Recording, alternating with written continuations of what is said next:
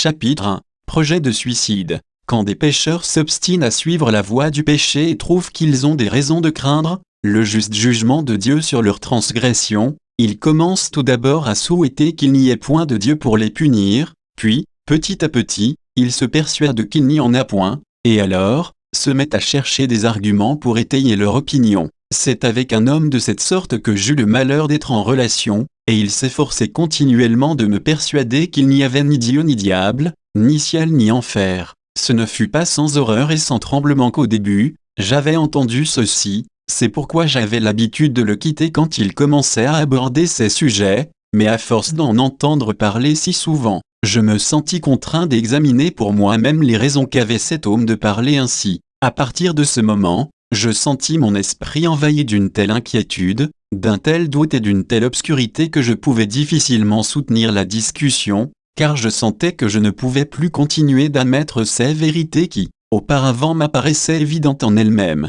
Je ne pouvais penser qu'il n'y eût pas de Dieu, mais avec la plus grande horreur cependant, je mettais en question la réalité de son existence. Je ne voulais pas abandonner mon espoir d'un ciel, même si on m'avait fait héritier du monde entier, cependant je me demandais s'il y avait un tel lieu ou un tel état. Je commençais à douter de ce qu'il y eût un enfer et, cependant, au même moment, je pensais trouver les flammes de son éclat sur mon visage. Ainsi mon esprit était-il ballotté entre ces contractions apparentes et je me sentais troublé. Dans cet état de perplexité, j'allai à mon faux ami pour voir quel réconfort il me donnerait. Il sourit de mes frayeurs, prétendit s'apitoyer sur ma faiblesse, et me sembla être très attaché à l'indépendance et à la liberté dont il faisait profession de jouir en cette matière. Il me dit qu'il n'était jamais tracassé par d'effrayantes anticipations sur l'au-delà ou sur un compte à rendre après la mort, que la nature était la grande maîtresse de l'univers, c'est pourquoi il suivait ses préceptes, que tout le souci qu'il prenait était de vivre ici-bas,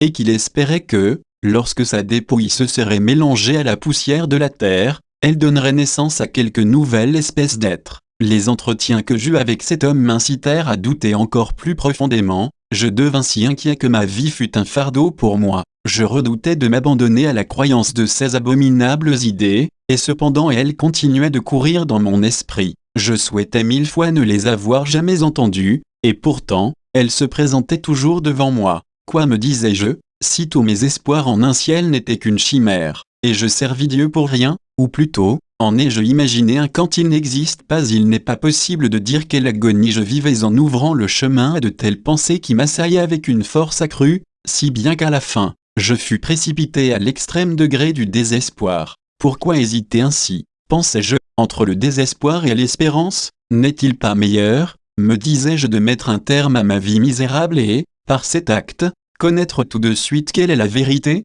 Là-dessus, je pris la résolution de me détruire, et dans ce but, je me dirigeai un matin, vers un bois tout proche, où je me proposais de mettre à exécution mon projet. Mais il me sembla entendre un chuchotement intérieur, disant « Zéro homme, ne te plonge pas dans des tourments éternels pour satisfaire le pire ennemi de ton âme. Ce coup fatal que tu es sur le point de porter met le sceau sur ta propre damnation. Car s'il y a un Dieu, aussi sûrement qu'il y en a un, comment peux-tu espérer sa miséricorde quand tu veux détruire ainsi volontairement son image en toi ?» D'où ce chuchotement secret venait-il? Je ne le sais pas, mais je crois qu'il était de Dieu, car il venait avec une telle puissance qu'il me fit fuir l'instrument dont j'avais pensé me servir pour attenter à ma propre vie, et me montra en un instant quel crime je projetais. L'horreur de cette intention diabolique fut telle que mes articulations se mirent à trembler si fort que je pouvais difficilement me tenir debout. Je ne pus moins taire que de reconnaître que cet avertissement salutaire venait d'une puissance spirituelle invisible venue à mon secours au moment le plus critique,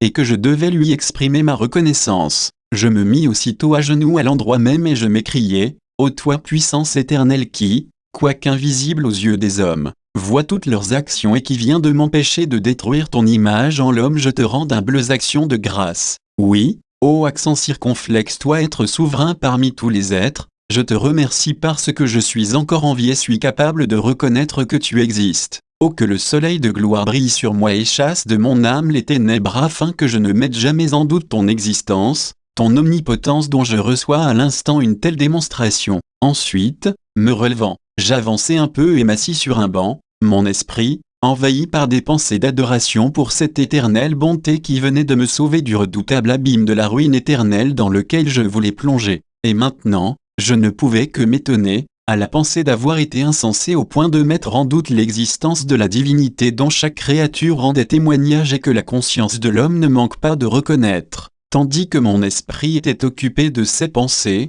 je fus soudain environné d'une lumière dont l'éclat était si grand que je n'en avais jamais vu de pareille. Ceci me surprit et m'étonna, et tandis que je me demandais d'où elle venait, je vis marchant vers moi une forme glorieuse ressemblant à celle d'un homme mais auréolé de rayons de lumière d'une gloire indicible éclairant sa marche. Son aspect doux et agréable inspirait néanmoins la crainte, mais me laissait quelque espoir secret qu'il venait à moi non en ennemi, mais en ami. Et cependant, je ne savais comment supporter son aspect éclatant, et en essayant de me tenir debout en sa présence, je sentis que toute ma force avait disparu et je tombai sur ma face. Il me tendit la main et en me remettant sur mes pieds, je sentis que j'avais reçu des forces nouvelles. Je m'adressai à lui et lui dis, « Ô mon brillant libérateur, toi qui viens de fortifier mon faible corps en lui communiquant une vie nouvelle, comment pourrais-je t'exprimer ma reconnaissance et de quelle manière pourrais-je t'adorer ?» Il répondit à cela avec un air de majesté et d'indulgence, « Offre ton adoration à l'auteur de ton être et non pas à moi qui suis une créature comme toi. Je suis envoyé par celui dont tu viens de nier l'existence afin de t'empêcher de tomber dans la ruine éternelle où tu voulais toi-même te précipiter. » Ceci toucha mon cœur et me donna un tel sentiment de ma propre indignité que mon âme se fondit au-dedans de moi et je ne pus m'empêcher de crier, « Oh combien je suis indigne de cette grâce et de cette miséricorde !» À ceci, le messager céleste répondit, « La majesté divine ne tient pas compte de ton indignité en t'accordant sa miséricorde mais de sa propre bonté et de son amour sans borne. Il a vu avec quelle malice le grand ennemi des âmes désirait ta ruine et lui permit d'espérer ta destruction, mais te soutint par sa puissance cachée, grâce à laquelle, quand Satan se crut arrivé à ses fins, le piège fut brisé et tu t'en es échappé. » Ces paroles me firent éclater en louange. Oh, qui peut dire les profondeurs de cet immense amour qui sauve de l'enfer une âme tentée qui coule aux gloires, gloire au nom de mon Sauveur. Je le chanterai pendant toute l'éternité. Lui qui, lorsque j'étais au bord de l'abîme m'être sauva de celui qui en voulait à mon âme, et maintenant je sais, moi, qui ne voulais pas reconnaître Dieu, que le Seigneur est Dieu, oui, il est seul Dieu. Chapitre 2. Au-delà du soleil et des étoiles. Et maintenant, me dit le visiteur céleste avec un sourire agréable, afin que tu ne mettes jamais en doute la réalité des choses éternelles, je suis venu pour t'en convaincre, non seulement par la foi, mais aussi par la vue, car je veux te montrer des choses que des yeux mortels n'ont jamais contemplées et dans ce but, tes yeux seront fortifiés et rendus capables de voir des choses immatérielles. Je fus très étonné en entendant des paroles aussi surprenantes et je me demandais comme je pouvais les supporter. Je dis, « Ô mon Seigneur, qui est suffisant pour une telle vue ?» À ceci, il répliqua, « La joie du Seigneur sera votre force » et puis, il me saisit et me dit, « Ne crains point, car j'ai été envoyé pour te montrer des choses que tu n'avais jamais vues et avant que je ne me sois rendu compte, je me trouvais enlevé au-dessus de la terre qui, loin, sous mes pieds, m'apparaissait comme un petit point, un tout petit point, comparé au monde de lumière dans lequel je venais d'être transporté. Je dis à mon guide, « Oh que mon Seigneur ne soit point offensé si je lui pose une ou deux questions. » Il répondit, « Parle, c'est mon devoir de répondre à toute question que tu me poseras, car je suis un esprit envoyé pour exercer un ministère en faveur de ceux qui doivent hériter du salut. » Je demandai, « J'aimerais être éclairé sur notre globe, qui loin, sous nos pieds, diminue continuellement, tandis que nous montons de plus en plus haut et qui apparaît encore plus ténébreux depuis que nous sommes entrés dans ces régions de lumière. Ce petit point, répondit mon guide, qui paraît si ténébreux, est le monde dont tu étais un des habitants il y a quelques instants. D'ici, tu peux te rendre compte de sa petitesse et combien sont vains les efforts de ceux qui, à sa surface, travaillent, peinent et usent toute leur force et leur temps pour s'en procurer une partie en risquant, oui, en perdant leur âme précieuse et immortelle, si précieuse que le prince de paix nous a dit que même si un homme gagnait tout le monde, ses gains ne pourraient pas compenser une si grande perte et la grande cause d'une telle folie est que les hommes ne veulent pas regarder aux choses d'en haut, car, de même que, au fur et à mesure que tu montais vers ces régions de lumière, le monde apparaissait de moins en moins grand, de plus en plus méprisable, ainsi en sera-t-il pour ceux des hommes qui, par la foi, dirigeront leur cœur vers les choses d'en haut. Si les fils de l'homme pouvaient connaître le monde tel qu'il est, ils ne le convoiteraient pas comme ils le font. Mais, hélas ils sont dans un état de ténèbres et le pire, c'est qu'ils aiment marcher dans les ténèbres, quoique le prince de lumière soit descendu parmi eux, et leur ait montré clairement la vraie lumière de la vie. Ils continuent à marcher dans les ténèbres parce que leurs œuvres sont mauvaises. Je lui demandai de nouveau, qu'est cette multitude de formes noires et horribles qui planent dans l'air au-dessus de la terre dont j'aurais été terriblement effrayé si je ne m'étais aperçu qu'à ta vue. Il s'enfuyait comme s'il n'était pas capable de supporter la lumière éclatante dont tu es revêtu. Il me répondit, ce sont les esprits déchus, apostats qui, à cause de leur orgueil et de leur rébellion ont été jetés hors du ciel pour errer dans les airs, liés de chaînes de ténèbres et gardés pour le jugement du grand jour selon le décret du Tout-Puissant. Ils sont aussi autorisés à descendre dans le monde pour éprouver occasionnellement les élus et pour tourmenter les hommes méchants et pécheurs. Quoique tu les vois maintenant comme des formes noires et horribles, ils ont été pourtant autrefois des fils de lumière, revêtus de robes d'un éclat glorieux comme celle que tu me vois porter. Malgré que leur chute ait été la conséquence du péché conscient, ils sont remplis de rage et de méchanceté contre le Dieu béni à jamais dont ils redoutent et haïssent la puissance et la majesté. Mais, dis-moi, ô accent circonflexe mon heureux compagnon, quelques-uns d'entre eux n'ont-ils plus aucun espoir d'être réconciliés avec Dieu après un certain temps d'attente? Non, du tout. Ils sont perdus à jamais. Ils furent les premiers à pécher sans avoir été tentés et aussitôt, ils ont été jetés hors du ciel. De plus, le Fils de Dieu, le Messie béni par qui seul le salut peut être obtenu, ne prit point sur lui la nature angélique, il abandonna les anges apostats à leur état de perdition et se revêtit lui-même de la nature de la postérité d'Abraham. Pour cette raison, ces esprits sont remplis de méchanceté contre les fils des hommes, car ils sont tourmentés à la pensée de voir ceux-ci faits héritiers du ciel, tandis qu'eux-mêmes sont destinés à l'enfer. À ce moment, nous nous trouvions au-dessus du soleil dont le corps immense et glorieux tellement plus grand que celui de la terre se mouvait avec une telle rapidité dans l'espace immense que ce qu'on pourrait en dire paraîtrait incroyable. Mon guide me dit que cet énorme globe de feu suspendu dans l'espace était une des grandes œuvres de Dieu. Il poursuit sa course régulière dans sa révolution annuelle, et son éclat est si grand et si glorieux que si mes yeux n'avaient pas été très fortifiés, j'aurais été incapable de le contempler. Les puissants globes de feu que nous appelons les étoiles fixes ne sont pas moins merveilleuses que le soleil, mais la distance extrême qui les sépare du soleil les fait apparaître à nos yeux comme des chandelles. La parole de Dieu, seule, qui les a créées, les tient suspendues dans un pur océan d'éther, chacune à sa place. Ces explications suffisent, dit Jah mon guide, pour convaincre n'importe qui de la grande puissance de leur Créateur adorable et aussi de la noirceur de l'infidélité de certains hommes qui peuvent mettre en question l'existence d'une divinité qui a donné au monde entier ainsi grand nombre de preuves éclatantes de son pouvoir et de sa gloire. Si les hommes, tels des animaux, ne regardaient pas continuellement aux choses de la terre, ils ne pourraient que reconnaître sa grande puissance et sa sagesse éternelle. Tu dis la vérité, me répondit mon guide. Mais tu verras des choses encore plus grandes que celles-ci qui ne sont que les échafaudages et les ouvrages préliminaires de cette construction glorieuse où habitent les rachetés, la maison qui n'est pas faite de main d'homme, éternelle dans les cieux dont la vue te sera donnée, dans la mesure où tu es capable de la saisir. Je fus rapidement convaincu de la justesse de ce qu'exprimait mon guide, car, au même instant, j'étais transporté dans les glorieuses demeures des rachetés et je voyais des choses qu'il est impossible d'imaginer et l'entendais des mélodies ravissantes et harmonieuses que je ne peux exprimer. C'est ainsi que Jean, l'apôtre bien-aimé, nous dit dans son épître: nous sommes maintenant enfants de Dieu et ce que nous serons n'a encore été manifesté. Jean 3:2. Qui n'a pas vu cette gloire ne peut en parler que très imparfaitement, et ceux qui l'ont vue ne peuvent nous en raconter la millième partie. C'est pourquoi le grand apôtre des gentils qui nous dit avoir été ravi dans le paradis où il a entendu des paroles ineffables qu'il n'est pas permis à l'homme d'exprimer ne nous donne aucun récit de cela, mais écrit: ce sont des choses que l'œil n'a point vues et que l'oreille n'a point entendues et qui ne sont point montées au cœur de l'homme, des choses que Dieu a préparées pour ceux qui l'aiment.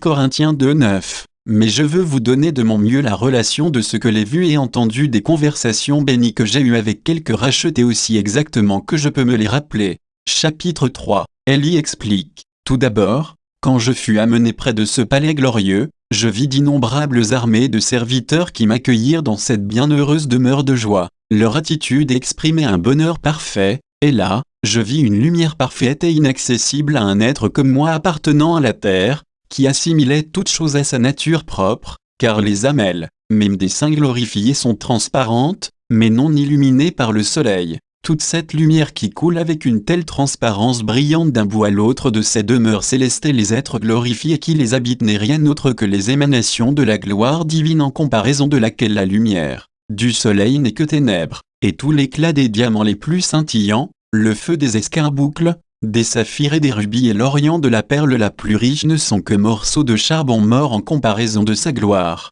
C'est le trône de la gloire de Dieu dans laquelle le rayonnement de la majesté divine est révélé de la manière la plus merveilleuse. La divinité exaltée sur le trône élevé de sa gloire recevant l'adoration de myriades d'anges et de saints lui chantant d'éternels alléluia et lui adressant des louanges était trop brillante à regarder pour un mortel humain. Il peut bien être appelé le Dieu de gloire car, par sa glorieuse présence, il fait le ciel ce qu'il est, là, sont des rivières de joie, jaillissant perpétuellement de la divine présence et rayonnant de joie et de splendeur sur tous les habitants bénis du ciel, le lieu de son heureuse résidence et le siège de son empire éternel. Pour ma part, mon œil était bien trop débile pour supporter le moindre de ces magnifiques rayons émanant de l'éternelle source de lumière et de gloire assise sur le trône et je fus forcé de crier à mon guide. La vue d'une telle gloire est trop grande pour être supportée par un humain fragile, cependant, elle est si rafraîchissante et si délicieuse que je la contemplerai volontiers, dussé-je en mourir.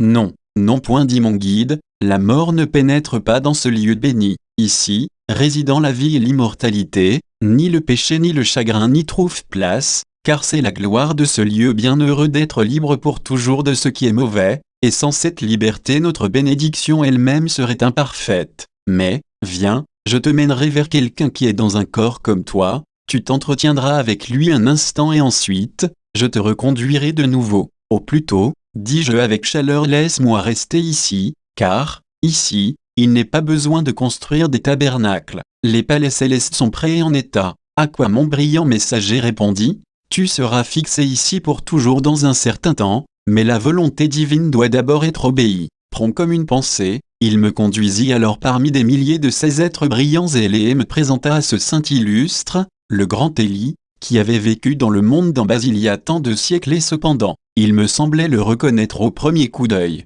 Voici quelqu'un dit mon guide à Élie qui, mandaté par le trône impérial, a eu la permission de contempler ces royaumes de lumière et je l'ai amené par ici pour qu'il apprenne de toi en quoi consiste leur gloire et leur bonheur. Ce que je ferai joyeusement, dit le prophète car c'est notre nourriture et notre boisson dans ces régions bénies de faire la volonté de Dieu et de l'agneau, de chanter leurs louanges, de les servir dans l'adoration la plus humble en disant, à celui qui est assis sur le trône et à l'agneau soit la louange, l'honneur, la gloire et la force au siècle des siècles, car il a racheté pour Dieu, par son sang, des hommes de toute tribu, de toute langue, de tout peuple et de toute nation. Tu as fait d'eux un royaume et des sacrificateurs pour notre Dieu. Apocalypse ch 5, Amen et moi aussi, j'ajoutai mon Amen à celui du saint prophète. Le prophète s'enquit alors auprès de moi de la raison pour laquelle cette permission et ce grand privilège m'avaient été accordés. Je compris ainsi que les saints dans le ciel ignorent ce qui se fait sur la terre,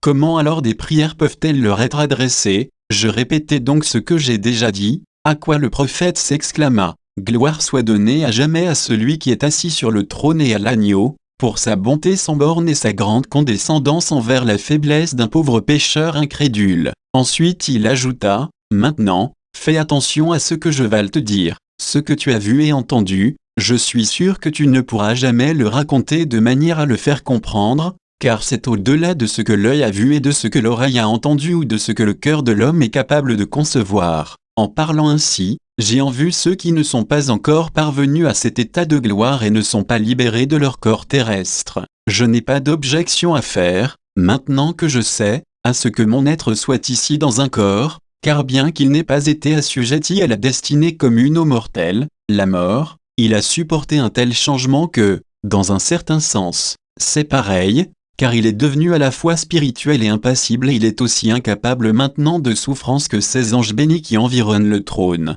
Toutefois, dans ce complet état de bonheur, je ne peux exprimer ce que je goûte, pas plus que je ne sais ce qui me réjouira encore, car ici, notre joie est toujours nouvelle. Je priai alors le prophète béni de s'expliquer parce que je ne comprenais pas comment la joie pouvait être complète et cependant comporter des additions nouvelles car ici-bas, nous pensons généralement que ce qui est complet est entièrement fini. J'espère humblement, dis-je, que ce que je viens de demander ne sera pas considéré comme l'effet d'une vaine curiosité, mais que mon but est d'éclairer mon entendement qui ne conserverait de ces choses célestes que des idées obscures. Satisfaire ton âme qui doute et affermir ta foi hésitante est la principale raison de ta présence ici, par la permission de la grande Trinité. C'est pourquoi je voudrais que tu me fasses connaître si quelque doute s'élève encore dans ton cœur. Mais à ce que tu m'objectes, savoir qu'on ne peut pas qualifier cette joie de complète, puisque d'autres choses s'y devront ajouter, je dois dire que lorsque l'âme et le corps sont heureux tous les deux comme les miens le sont maintenant,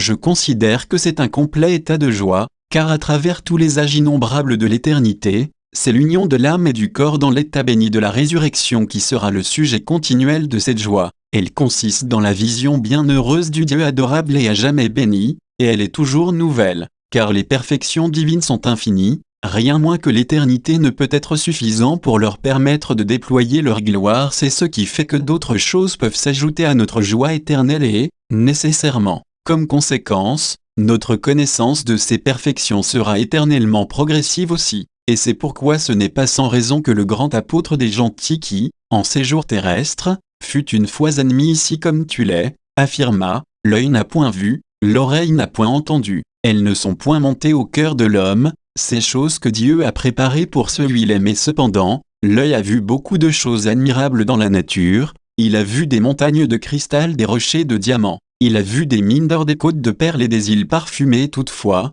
l'œil qui a vu tant de merveilles dans le monde d'en bas, ne pourrait jamais scruter les gloires de ce triomphe dans le ciel, et bien que l'oreille de l'homme ait entendu beaucoup de sons agréables et harmonieux, avec même tout ce que l'art et la nature ont pu lui apporter, il n'a jamais entendu la mélodie céleste que les saints et les anges chantent devant le trône. L'imagination de l'homme est telle qu'en se donnant libre cours, elle peut concevoir des choses qui ont été, qui sont et qui seront peut-être dans le monde d'en bas. Elle peut concevoir l'incroyable, et pourtant, tout en se croyant illimitée, tout ce qu'elle peut se représenter est bien loin de ce que l'Éternelle Majesté a préparé pour ceux qui la suivent fidèlement. Chapitre 4. La joie du ciel. Mais, continua le prophète, pour que tu puisses avoir l'idée la meilleure de notre joie, je vais ici te présenter brièvement, car des siècles passés à traiter cet agréable sujet serait à peine suffisant pour en parler assez longuement. De quoi ont été délivrées ces âmes bénies qui, par le glorieux rachat de notre brillant Rédempteur,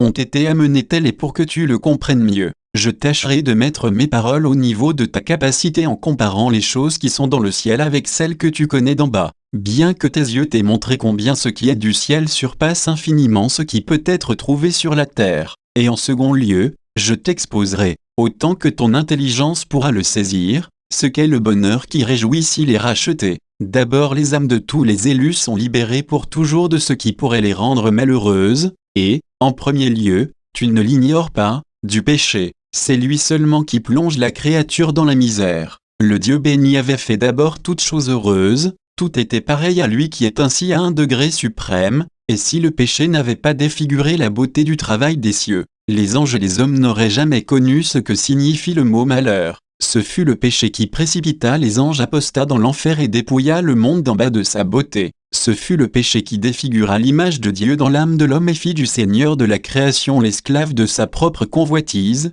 En agissant ainsi, l'homme se plongea dans un océan d'éternelle misère duquel il n'y a pas de rédemption. C'est par une miséricorde d'un prix inestimable que, dans ce lieu bienheureux, tous les habitants sont libérés du péché pour toujours par le sang de notre Rédempteur Jésus. Sur la terre d'où tu viens, les âmes les meilleures et les plus saintes gémissent sous le fardeau de la corruption. Le péché s'attache à tout ce qu'elles font et les rend souvent captives contre leur volonté. Qui me délivrera a été le cri de beaucoup de chers serviteurs de Dieu, fidèles et aimés de Jésus. Le péché est la charge pesante des saints eux-mêmes tant qu'ils sont revêtus de leur corps de chair corruptible, et c'est pourquoi, quand ils déposent leur corps, les âmes sont comme un oiseau échappé de sa cage et avec une vigueur céleste. Ils montent dans cette région bénie, mais ici, leurs luttes sont terminées et la mort est engloutie dans la victoire. Ici, leurs âmes qui avaient, sur terre, été déformées et souillées par le péché, sont par Jésus, à jamais bénies, présentées au Père éternel.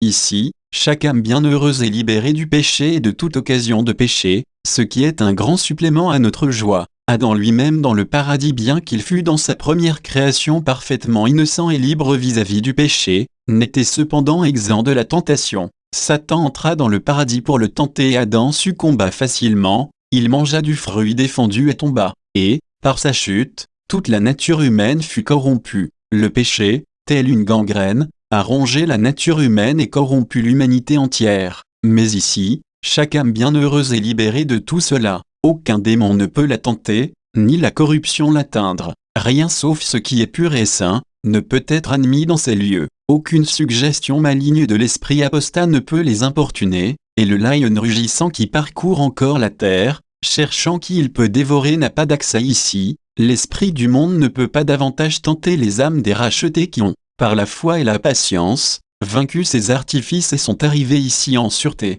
Ces attraits, ces tentations n'ont aucune prise sur nous, habitants de ces régions célestes. Nous regardons avec mépris toutes les réjouissances terrestres. Nous sommes ici au-dessus du monde et de toutes ses tentations, et par le sang de notre Jésus triomphant, nous avons obtenu la victoire sur lui. Rien ici ne peut troubler notre paix, mais un calme éternel met le comble à notre bonheur d'être libérés du péché et de toutes ses tentations. Et, comme conséquence de cela, troisièmement, nous sommes libérés des effets du péché, c'est-à-dire du châtiment sous lequel gémissent ceux qui sont enfermés dans les sombres régions du malheur éternel qu'ils ne peuvent pas supporter, mais que, cependant, ils doivent souffrir toujours. Ce fut par le péché que la mort s'introduisit dans le monde d'en bas. Ce sont ces choses dont nous sommes délivrés dans cet état béni et cependant, cela ne représente qu'une faible part de la joie du ciel. Nos joies sont positives aussi bien que négatives et ce qu'elles sont, je m'en vais te le montrer. Nous réjouissons ici la vue de Dieu,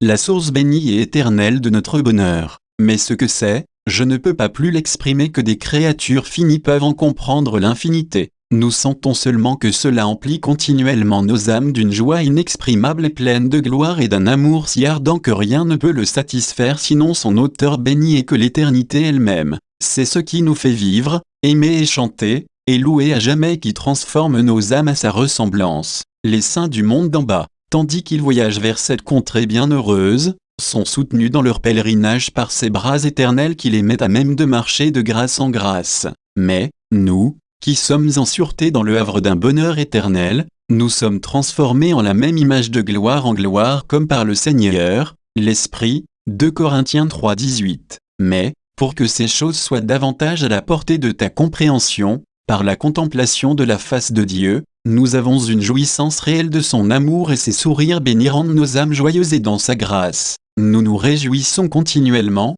car dans sa grâce est la vie. Et alors, par cette adorable vision de Dieu, nous arrivons à le connaître combien plus que ne le peuvent ceux d'en bas, car il y a une vision de lui-même qui ouvre notre entendement et nous donne la lumière de la connaissance de la gloire de Dieu, dans la face de notre Seigneur et Sauveur Jésus-Christ. Ici, nous nous réjouissons tous de le voir face à face. En bas, les saints jouissent de Dieu avec mesure, mais ici, nous en jouissons sans mesure. En bas, ils ont quelques gouttes de sa bonté, mais là, nous en avons de grandes ondées, nous nageons dans un océan de joie sans bornes. En bas, la communion des saints avec Dieu est souvent brisée, mais ici, nous avons une jouissance de Dieu ininterrompue. Ici, nous bénéficions de la perfection de toute grâce. En bas, l'amour est mélangé de frayeur et la frayeur apporte le tourment. Ni ici, l'amour est parfait, et l'amour parfait bannit la crainte. Ici, nous aimons le Dieu béni plus que nous-mêmes et notre prochain comme nous-mêmes. Nous sommes tous les enfants d'un seul Père et tous nos frères nous sont également chers. Notre connaissance dans le monde d'en bas était très imparfaite, mais ici nous voyons Dieu tel qu'il est et ainsi, nous arrivons à le connaître comme nous en sommes connus. Notre joie également, atteint ici sa perfection. Ici, nos facultés se développent en rapport avec la grandeur des objets que nous avons à contempler. Tandis que nous séjournions dans le monde d'en bas, aucune lumière ne pouvait illuminer notre intelligence sinon par les fenêtres de nos sens. C'est pourquoi le Dieu béni daignait condescendre à nos possibilités et adaptait les expressions de sa majesté à l'étroitesse de notre imagination. Ici, la révélation de la divinité est beaucoup plus glorieuse et nos entendements sont purifiés de toutes ces images terrestres qui coulaient par les canaux grossiers de nos sens. En bas, les plus pures conceptions de Dieu étaient très imparfaites. Mal ici, l'or est séparé des scories et nos conceptions sont plus nettes et sciées à la pureté et à la simplicité de Dieu. En bas, les objets de gloire étaient abaissés au niveau des perceptions des sens, mais ici, les facultés sensibles sont élevées et affinées et rendues sujets de gloire. C'est pourquoi, Maintenant que la lumière divine brille de ses rayons directs et que les épais rideaux de la chair n'existent plus, l'âme jouit d'une vision plus claire de Dieu. Nous voyons à présent ce que nous avons cru de la nature glorieuse du Dieu à jamais béni, ses décrets et ses conseils, sa providence et ses dispensations. Ici, nous voyons clairement que, de toute éternité, Dieu était le seul qui existât, mais il n'est pas solitaire, que la divinité n'est ni confondue dans l'unité, ni divisée en nombre, et qu'il y a priorité d'ordre, mais pas de supériorité parmi les personnes sacrées de la Trinité ineffable, mais qu'elles sont également l'objet de la même adoration. Les voies de Dieu qui, d'en bas, sont inscrutables et qu'il nous semble illégal d'examiner, nous les percevons ici comme étant le résultat de la sagesse divine, et cela avec une telle clarté que la vérité elle-même n'est pas plus évidente. Ces choses, ajouta le prophète sur un autre ton, font partie de celles qui constituent notre bonheur. Cependant, elles se rapportent à nos âmes seulement. Mais encore, la joie des habitants de ces régions bénies n'est pas complète tant que leurs corps ne sont pas ressuscités et réunis à leurs âmes. Par la munificence divine, Enoch et moi-même, nous jouissons d'une manière particulière, parce que nous avons été transportés ici dans notre corps, à la fois comme type du monde antédiluvien et du monde post-diluvien, de la résurrection de l'adorable Fils de Dieu et de tous les saints au travers de lui. Maintenant, parce que personne, sauf le grand Messie n'a été ressuscité de la mort, il est les prémices de ceux qui sont morts, parce que le corps d'Enoch et le mien n'ont pas connu la mort malgré qu'ils aient subi un changement équivalent à cela. Il est très difficile de se rendre compte de ce que sera l'état réel du corps ressuscité, ceci n'étant possible pleinement que par comparaison avec le corps glorieux du Seigneur lui-même. Nos corps qui n'ont pas éprouvé la mort, mais qui ont subi un changement, ne peuvent pourtant pas être mis en parallèle avec la gloire de celui de Jésus, quoiqu'étant, comme le sien, corps spirituel de qui je veux te montrer maintenant les propriétés distinctes. À la résurrection, les corps de rachetés seront ici, comme le mien actuellement, des corps spirituels, non seulement visibles, mais tangibles. À ces mots, le saint prophète daigna me donner la main. Tu seras davantage capable de savoir ce que j'entends par corps spirituel. C'est un corps débarrassé de tout mélange grossier de corruption, fait d'une substance pure, affinée et cependant solide, non composé de vent et d'air comme ce que les mortels d'en bas pourraient lourdement imaginer. Ici, je priais le saint prophète de se montrer indulgent à mon égard si je disais que j'avais toujours pris spirituel dans un sens opposé à matériel, c'est-à-dire incapable d'être touché comme je venais de faire avec le sien. Le prophète répondit que leurs corps sont spirituels, non seulement parce qu'ils ont été purifiés de toute corruption, mais aussi comme n'ayant pas besoin d'être sustentés matériellement par de la nourriture, la boisson, le sommeil et le vêtement qui sont le conditionnement de nos corps sur la terre. N'as-tu pas lu, dit le prophète, que Jésus après sa résurrection, apparut à ses disciples dans son corps, tandis qu'ils étaient tous réunis dans une chambre dont les portes étaient fermées, et alors, il invita Thomas à approcher et à étendre sa main pour toucher son côté, lui prouvant ainsi que son corps ressuscité était substantiel. À elle seule, la contemplation de notre Seigneur béni ici, nourrit et entretient à jamais nos corps et nos âmes. À la résurrection, nos corps seront immortels. Dans le monde d'en bas d'où tu viens, tous les corps sont assujettis à la mort, passibles d'être réduits en poussière à tout instant. Mais ici, nos corps seront incorruptibles et libérés de la mort pour toujours, car notre corruptibilité sera changée en incorruptibilité, la mort sera engloutie par la vie. Ici, j'exprimais le désir que le prophète se montrât patient avec moi pour que je lui donne un aperçu de mes propres idées sur cette question. Parle car je suis prêt à dissiper ton doute, dit-il. J'ai appris, dis-je, dans les Saintes Écritures, que l'immortalité est un attribut qui n'appartient qu'à Dieu seul et non aux hommes. C'est pourquoi Paul dit à Timothée que seul, Dieu possède l'immortalité. Quand je dis que les corps des rachetés sont immortels, répondit le prophète, j'entends ceci, corps dans leur état de résurrection, qui ne meurent plus. Même les corps de tous ceux qui jouissent déjà de la félicité du paradis sont, à cette heure, dans la poussière de la terre, encore sous la puissance de la mort. Rappelons-nous qu'en parlant ainsi le prophète Élie qui a été lui, même enlevé sans passer par la mort, fait allusion aux âmes des enfants de Dieu dans le paradis qui attendent la résurrection de leur corps. Seulement quand ils seront ressuscités, ils seront immortels. Il est très vrai que Dieu seul possède l'immortalité, dit l'Écriture. Aucune créature, qu'elle soit ange, ou qu'elle soit homme ne peut, dans ce sens strict, être appelée immortelle. Nous sommes immortels par sa grâce, mais Dieu est immortel dans son essence et a été ainsi de toute éternité. C'est dans ce sens qu'on peut dire que lui seul possède l'immortalité. C'est pourquoi il est dit de lui que lui seul est saint, que personne n'est bon sauf Dieu, qu'aucun n'est juste, ni miséricordieux sauf lui à qui soit la bénédiction,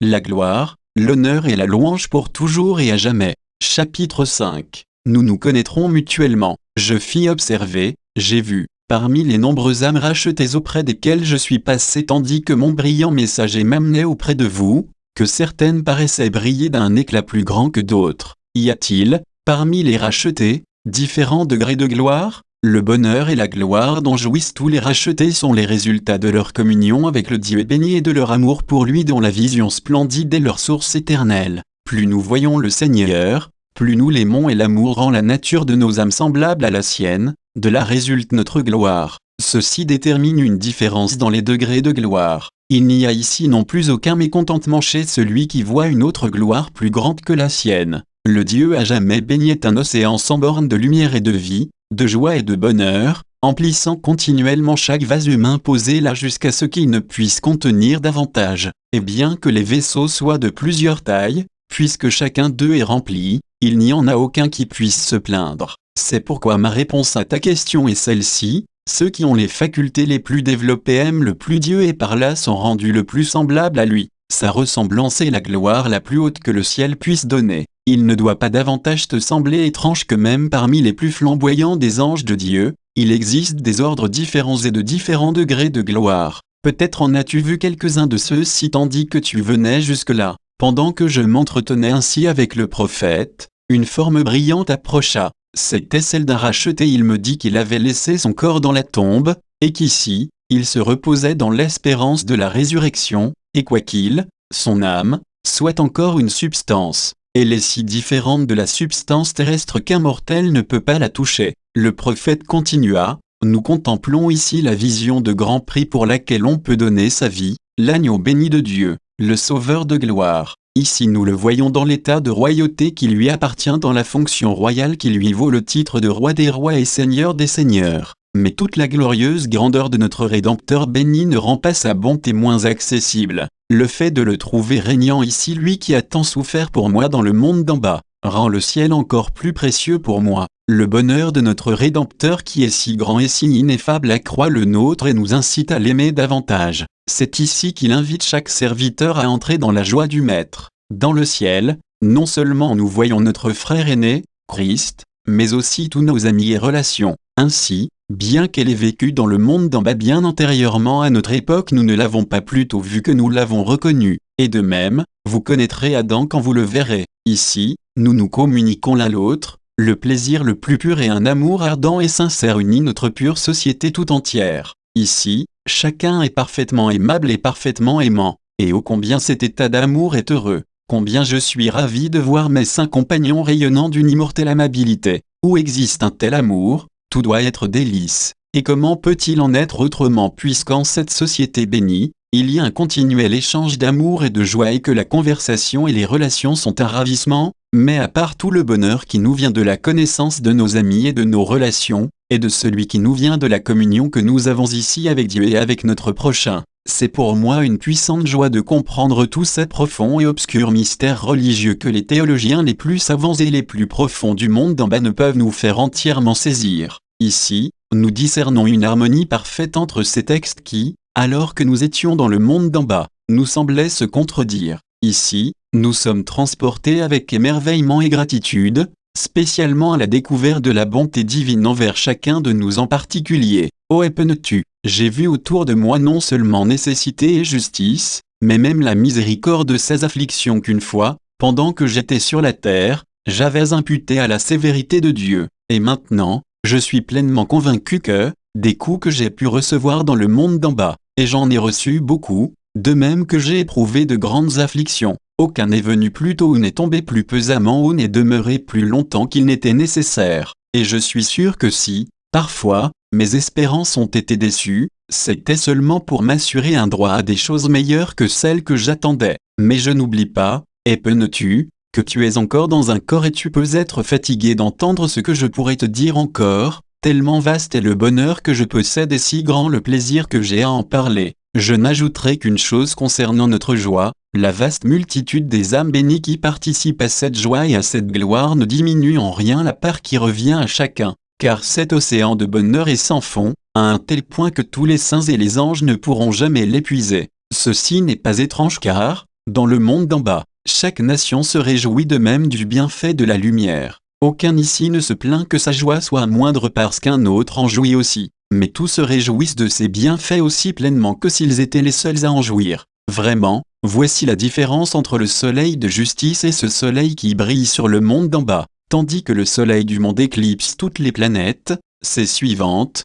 le soleil de justice, par sa présence, communique sa splendeur à tous ses saints. Si une multitude de personnes boivent à la même rivière, aucune d'elles n'est capable de l'épuiser, et cependant, chacune d'elles a la pleine liberté de boire autant qu'elle peut. Aussi, qui jouit de Dieu jouit pleinement de lui ou du moins, jouit de lui en rapport avec sa capacité. Ainsi, Épene-tu, je t'ai donné un bref aperçu de notre Canaan céleste. Ce n'est pas la millième partie de ce que je pourrais te dire, cependant c'est assez pour te permettre de voir que c'est un pays ruisselant de lait et de miel, et cela peut te servir à aiguiser ton désir de le connaître et de l'expérimenter davantage. Car personne ne peut connaître pleinement le bonheur dont nous jouissons ici tant qu'il n'est pas venu pour y participer. Dans ce lieu bienheureux, les relations mondaines cessent, ni mâle, ni femelle ici, mais tous sont pareils aux anges, car il ne peut pas y avoir pour les âmes de distinction de sexe, c'est pourquoi toutes relations sont absorbées en Dieu.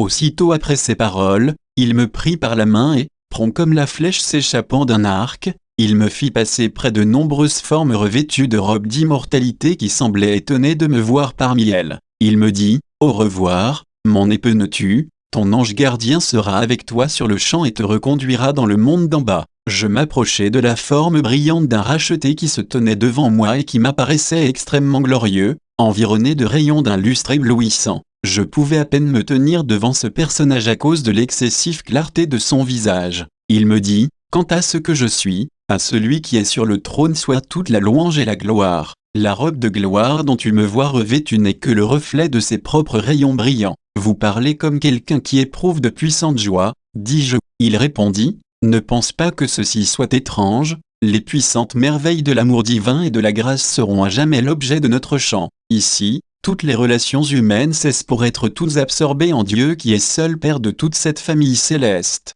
Depuis que j'ai été débarrassé du corps, je me suis débarrassé avec lui de toutes les relations de la chair, et ici, je n'en ai aucune autre. Nous sommes tous enfants d'un seul Père ici et serviteurs d'un Maître dont le service béni est notre parfaite liberté. Et comme pour ceux que j'ai laissés derrière moi dans le monde d'en bas, je les ai confiés à Dieu, je serais heureux de les voir sien dans son héritage béni. Mais s'ils se tenaient près du grand ennemi des âmes et refusaient la grâce qui leur est offerte et ainsi périssaient dans leur incrédulité, Dieu serait glorifié dans sa justice, et dans sa gloire, je me réjouirais encore. Je désirais alors savoir si les rachetés savent ce qui continue de se passer dans le monde d'en bas et s'ils s'y intéressent. À cette question, mon interlocuteur me répondit, « En ce qui concerne les affaires particulières des personnes, nous ne nous y intéressons pas et nous les ignorons. Être présent en tout lieu est un attribut particulier à Dieu seul dont la vue sur chaque créature est manifeste. Bien que la prospérité ou la misère de l'Église d'en bas dans son état militant soit présentée par les anges qui sont des esprits à son service envoyés pour assister ceux qui seront héritiers du salut, et ce que nous apprenons de la terre par eux nous pousse à multiplier nos louanges à celui qui est sur le trône. Chapitre 6. Conduit en enfer. Il n'eut pas plus tôt fini de parler qu'il partit et la forme brillante qui m'avait amené depuis le monde, d'en bas jusqu'à ce lieu de bonheur se présenta. « J'ai, dit l'ange, la mission de te reconduire dans le monde d'en bas, non seulement sur la terre d'où je t'ai amené, mais dans les régions du prince des ténèbres pour que tu puisses voir le salaire du péché et ce que la juste colère de Dieu prépare pour les rebelles qui avaient voulu s'exalter au-dessus du trône du Très-Haut. Mais cependant, ne sois pas effrayé, car, de même que j'ai la mission de te prendre ici, j'ai celle de te ramener dans le monde où je t'ai pris pour te quitter ensuite. Quitter le ciel pour la terre fut extrêmement désagréable et m'aurait rendu malheureux si je n'avais pas su que telle était la volonté divine. Mais quitter le ciel pour l'enfer me retourna le cœur au-dedans de moi. Cependant, quand je sus que le bon plaisir divin était que je retourne sur la terre de nouveau, que là, un jour, je sois dépouillé de ma mortalité et qu'ensuite, je sois reconduit au ciel, je fus un peu réconforté et trouvai en moi, même une entière résignation à la volonté de Dieu. C'est pourquoi je dis avec quelque assurance à mon guide brillant, je serai toujours disposé à obéir à ce que la volonté du Dieu béni a ordonné, de la grande miséricorde de qui j'ai toujours fait une si grande expérience, que, même en enfer, je ne serai pas effrayé s'il puis avoir sa présence avec moi. À ceci, mon brillant gardien répondit, partout où le Dieu béni concède sa présence c'est le ciel et tandis que nous serons en enfer, il sera avec nous. Alors, après s'être incliné très bas devant le trône de la Toute-Puissance, plus rapide que la pensée, mon ange gardien me transporta plus de 10 000 lieues plus bas que l'empire des cieux où, quand j'avais vu ces puissants globes de feu, ces lampes brûlant toujours dans les cieux éthérés, j'avais dit à mon brillant conducteur que j'avais entendu dire, quand j'étais sur la terre, que chacune de ces étoiles fixes était un monde, je croyais qu'elle pouvait l'être parce que, bien que vue d'ici, elle soit d'une si puissante grandeur, elle ne nous semblait à nous qui les voyons de la terre, simplement de petits objets, comme la terre nous apparaissait vue d'ici. Mais ajoutai-je, je désirerais volontiers être informé par vous de la vérité sur cette question. Mon guide brillant me répondit, à celui qui est tout-puissant, rien n'est impossible, pas plus qu'il ne peut y avoir de borne à l'infini. Notre Dieu à jamais béni employa 6 jours à créer le monde d'en bas, mais aurait aussi bien pu le faire en un instant s'il s'y était déterminé. Ce fut sa toute-puissance qui le décida à agir ainsi, et ce que cette puissance peut accomplir, personne, sauf lui qui la possède, ne peut le dire. Mais c'est sa volonté qui fournit un argument à sa puissance et non une bonne logique dans l'école du ciel. Il fait ce qui lui plaît à la fois dans le ciel au-dessus et sur la terre en bas, et ce qui lui plaît de nous révéler, cela seul, nous le savons, ce qu'il n'a pas révélé, ce sont des secrets enfermés dans son propre conseil éternel, et c'est de la part d'une créature une insolente et présomptueuse curiosité que de s'en informer. Sans aucun doute, il peut faire autant de mondes qu'il y a d'étoiles dans le ciel si cela lui plaît, mais ce qu'il a fait et qu'il n'a pas révélé, il n'est pas de notre devoir de nous en enquérir. À ce moment, nous fûmes entraînés vers les régions les plus basses de l'air où je vis une multitude de formes effrayantes et de lugubres apparitions noires s'enfuyant loin de la rayonnante présence de mon brillant conducteur. Assurément, dis-je, ce sont quelques avant-gardes de l'enfer, ces formes si noires et si effrayantes, ce sont, dit mon conducteur, quelques esprits apostats qui errent à l'aventure,